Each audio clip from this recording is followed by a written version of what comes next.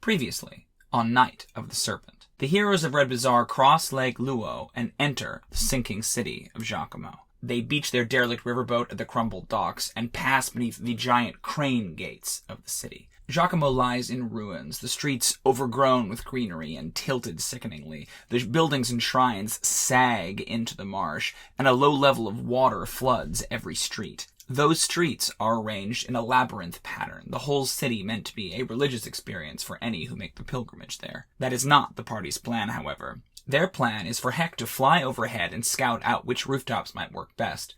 For 13 and Locke to climb up with their claws and then extend a rope down to Gûlwyf. In this way they hope to cut through the labyrinth and head straight for the heart of the city, where floats the Heart of Ubtao. And their plan works well for the first layer, able to hop over the first hurdle of shrines. But then, the second street begins to crack and splinter beneath their weight. As lake water gushes up, 13 begins to panic, which bumbles their attempt to be stealthy. And that's when the zombie horde down the street hears them and swerves in their direction. They work as quickly as they can to climb the wall, but the sight of this ravening horde of undead panics Gûlwyf, which bumbles her attempt to climb. It's Heck who leaps to the rescue. Flying low, he blasts at the zombies, attempting to get them to follow him. His strategy is successful, and the zombies, pawing at the aarakokra they can't reach, chase the monk down the street, allowing Gûlwyf, Locke, and 13 to climb up and over and reach the center of Xoqomo. The center of the city is a broad plaza encircled by 5 crumbled towers, each one higher than the next. Floating above them all, 300 feet above the city, is the whirring and turning Heart of Ubtao. As Heck leads the zombies on a merry chase, Locke, 13, and Gûlwyf enter the plaza, passing beneath a crumbled tower, and begin to search for a way up. That's when a blistering mote of blue light, a smoldering alchemical bomb, strikes the top of the collapsed tower, causing it to, in turn, collapse upon the heroes. All 3 of them are crushed beneath the falling rubble, and the tower deals so much damage to the street that lake water begins to bubble up from below and threatens to drown them. Heck swerves back around to lend a hand, but is himself attacked by a giant winged shadow, a massive pterosaur, a Quetzalcoatlus, ridden as a mount by none other than Corporal Kreska, the dragonborn soldier that once they spared. The Torch Everburning is here. Beneath the pillar, with the lake water bubbling up, Locke confesses something to 13. They weren't entirely truthful about the story of their dead parent. 13 screams that this isn't the time, but as the water rises and rises, Locke warns that it might be the only time. That's when Gûlwyf, with all her strength, heaves the tower into the air, allowing all 3 of them to escape. Then, drawn by the noise, zombies flood into the plaza. Meanwhile, in the air, Heck and Kreska engage in a daring dogfight, him blasting her with radiant beams, her bathing him with dragon breath, until finally, Heck shoots the mount out from underneath her and she tumbles to the street. The other 3 heroes quickly begin to scale the tower. As they climb, they are pestered at by crossbow fire from the torch soldiers atop the same tower, and they are hounded by zombies that begin to mass at the bottom of the tower. Gûlwyf is the last up, mortified by the oncoming undead. Corporal Kreska, who survived her fall, attempts to grab Gûlwyf and throw her into the zombies. Instead, the dwarf kicks the dragonborn in the face, she loses her grip, and she falls into the zombie throng, where she is quickly made a meal of. High atop the tower, they dispatch the Torch garrison with ease, and then have a very strange conversation with a very strange gnomish accountant, who is sent by Commander Breakbones to audit Alisanda's expenses. Yes, that's right. This particular expedition is led by none other than Alisanda Otamu, the party's erstwhile adventuring rival, currently inside the Heart of Ubtao and seeking the Navel of the Moon, a rare gem that once 13 was obsessed with. When asked how she got inside, the gnome indicates a crate packed with straw. Inside the straw-packed crate, the party finds a number of potions of levitate. They swipe several, intending to float up to the Heart of Ubtao, and follow Alisanda inside. Quaffing their potions, the party as one floats up towards the heart and positions themselves beneath it. As they watch, there does appear to be an aperture on the heart's underside, a short opening during which they could fly up between the rotating walls and enter the temple. They each try, but none of them, Locke worst of all, can squeeze through the rotating walls before they are crushed. Bruised and battered, they are deposited one by one inside the entry chamber, the atrium, to the Heart of Ubtao. As soon as they are, a blue light traces intricate maze patterns all along the walls, and a hovering head, made from stone and resembling the face of Ubtao more than a little, floats towards them.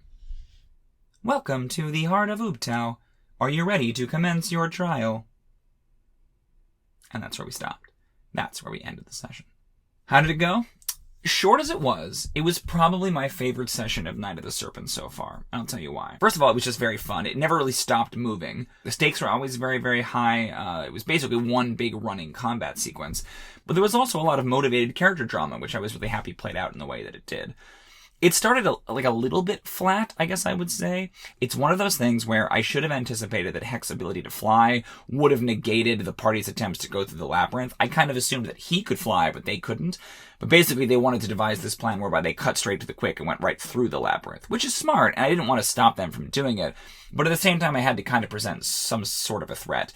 To me, it was sort of a win-some, lose-some situation. I'm going to let them do it, but I did feel like some element of the labyrinth got a little bit lost in that attempt. That being said, I am so pleased that I managed to catch them in the ambush. For some reason, the normally very suspicious players just didn't really put two and two together. I gave them the clue of the blue light, and nobody thought to investigate that or fly around the city or do anything to make sure that this wasn't some kind of a deadly threat they had to deal with. They even know that blue fire is the specific hallmark of the Torch Everburning, but they just didn't think of it, and they walked right underneath the obvious trap, and it blew up in their face. That really made, I think, the rest of the session flow because the stakes suddenly seemed very high. If they hadn't anticipated that, what else were they not anticipating? A lot of the drama in this episode also came down to incorporating the different players' fears, and I thought that both of my players that were involved, both H and K, did a really good job of playing into that. It would be easy to kind of shrug it off and say it doesn't really matter. J, Hex player, hasn't really had a chance to do it yet. Stay tuned. But I'm hoping that they also kind of bite the hook as much as these two did. Brought back Corporal Kreska, and that kind of brought to light a long and perhaps somewhat unnecessary conversation about whether or not you spare NPCs after combat. I think it's kind of a catch-22. You can kill them all, but if you don't, you can't really expect them not to return in some kind of a capacity. But at the same time, if you do kill them all, it also feels like that would inspire reprisals. So it doesn't really matter what you do. The party at first seemed a little frustrated, like, oh, we should have killed her. But at the same time, there was no way they were going to get away from the torch without them sending some kind of a team after them. So it was kind of a damned if you do, damned if you don't situation. There was a couple of rounds where things got really, really dramatic. We had Heck fighting his first aerial opponent, and Kreska is just nasty hand-to-hand. She's got 3 sword attacks, the beak attack from the Quetzalcoatlus, and then as a bonus action, she can use her breath weapon on a recharge. So Heck really got into a scrap, which was nice. Then you have 13 and Locke, both trapped beneath the pillar and sort of having their heart-to-heart moment. And then Gûlwyf lifting the pillar off and throwing it only to be encountered by a horde of undead. To have the undead devour Kreska kind of at the last moment. It was all very cinematic, which I was super pleased with. Yes, Alisanda is back. This is the plot that I alluded to several weeks ago, whereby I intend to rid the party of Vorn. It's possible they won't bite, in which case I'll deal, but I kind of think that they will. I get the sense they've had their fun with the Shield Guardian and they kind of want to move on without it. The ending tease obviously sets us up for the Heart of Ubtao, which is probably the most complicated dungeon I have ever designed. We're going to see if I can even run it. But that's part of the reason we ended early, because I didn't really have the heart itself figured out. It's going to take a lot more work than I necessarily originally intended. But yeah, that was the session. It was great. It was a blast. Tons of fun, very dramatic. I'm hoping that the Heart of Ubtao can kind of keep that energy up. How do you think the session went? Do you have any questions about Tomb of Annihilation or the way that I'm running the campaign? When was the last time that you really caught your players in a great ambush? Tell me about it in the comments. I would love to hear. We'll be back next week with another episode of Night of the Serpent. But until then, happy adventuring.